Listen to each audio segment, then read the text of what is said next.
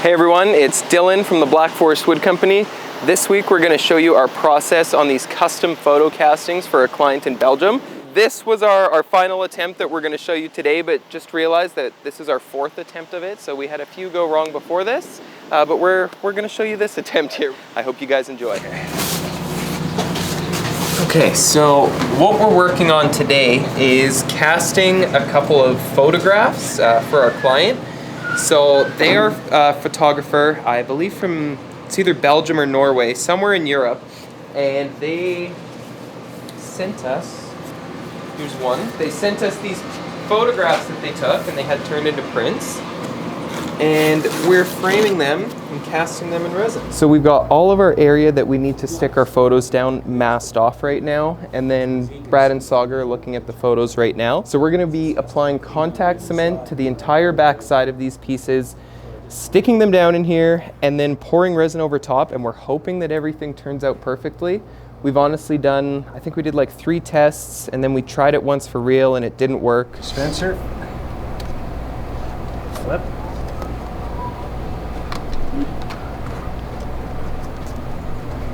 A happy looking guy.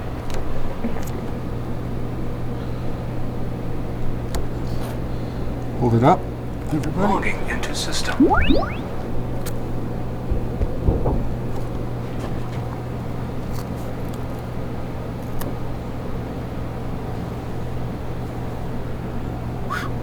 Okay. Probably see just about into the future with those things on, eh? Pretty well, because Yeah. we have no snot balls in the glue.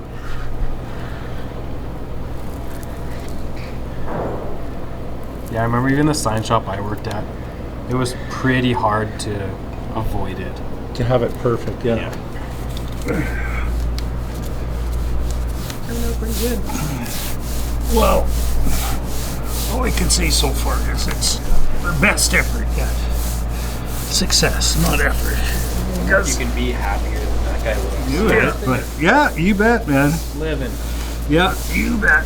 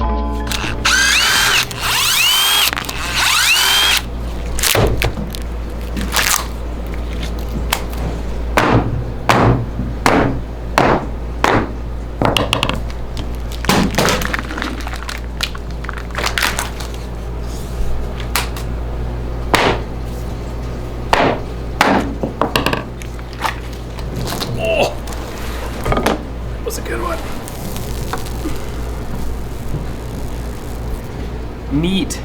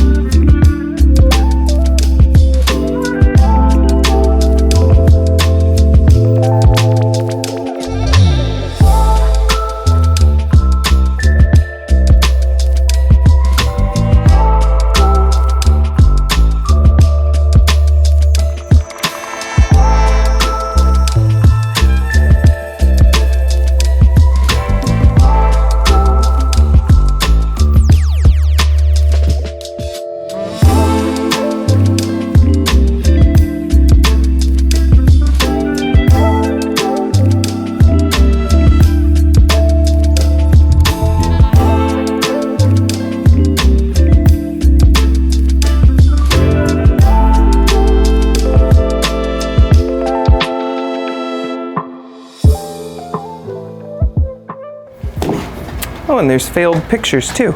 Nice. All right. Okay, so here's our corner of failure. I had to move all this. We don't like to be reminded of them, I guess, apparently. So here's one failure where the adhesive just did not work on the back of these photos. I'll tear them apart so you guys can see. The adhesive didn't work on the back and they were actually starting to wrinkle up, and you can almost see like the paper has this wrinkled texture where it kind of looks wet. And this was after, I think this was after a couple attempts, because you can see that this piece here is laminated too. There's actually plastic wrapping around the outside. So we thought that that was going to protect the photos from like getting that wet effect, but it didn't in this case. So those were a complete failure. And let's see what our next one was. This is one of the ones that we did not laminate prior to pouring it. And if you guys take a look, yeah, see how the paper actually got like wet looking in a couple spots? You can see that darker area down there right here at the bottom. So it got that wet look really inconsistently in some places. The photos look good. We also had a couple bubbles here on this one, which you just really cannot do when you're doing this kind of casting. So this maybe could have passed, but we weren't happy with it. And then if you look at the back of this one, even before I take it out, you can almost tell that it's been soaked right through, because you can actually see the impression of the photo from the backside. One thing I can mention too, in our final pour, we had UV inhibitor added to our resin, which is something we get from the factory now. So when it's standing up, it still looks totally clear, but when you get a lot of light on it, it doesn't have a slight yellow hue. Like, these aren't yellow, but they almost in the right angle, they look more yellow than that one outside. So that's why we now add the UV inhibitor. But again, if we take a look at this one, there, you can kind of see where it didn't get wet, and everywhere else on the entire photo actually got darker and soaked through from that. So there's a lot of money that went into each one of these. I'm really gonna quickly calculate what our cost was in lost resin. So only about $2,800 per photo casting.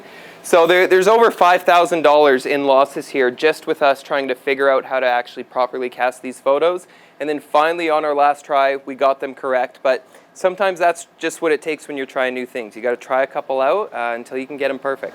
Yeah, they're like almost 200 pounds per photo.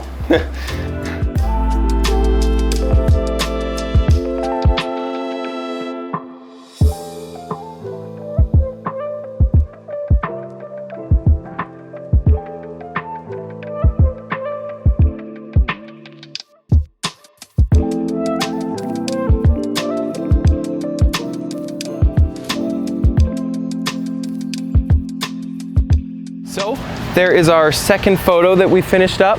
Kind of the process for what we had to do for these. We initially had to pour one base layer, let that cure, and then sand it to like 180 grit, and then actually use contact cement to adhere the photos down to that base layer. And that's what we had so many issues with in our initial trials, is we were getting the bubbles coming out, we were getting it kind of wrinkling the paper. So as you can see on this attempt, none of that happened. And then once we got the photos stuck down properly, we were able to go ahead and pour that final layer of the Black Forest steep resin. And then it's pretty much just finishing like a normal casting, just way more square footage. So we would sand it up to 4,000 grit, polish it with our compounds, and then go ahead and coat it with our ceramic coating. And that's what gives us a result like this. So our client got custom plaques made that have the name of his photo and the backstory behind them. So we're just gonna stick those on the back. All right, well, thank you guys for watching our process. Let us know what you think about doing this. Let us know if you would do this yourself in your own home. I think it's a pretty cool way for someone to, you know, just cast these photos and kind of immortalize them forever. They will definitely be perfect in here for eternity. But let us know what you guys think, and thank you for watching. We'll catch you next week and coat it with our ceramic coating, and that's what gives us a result like this. Make sure you edit it out this week.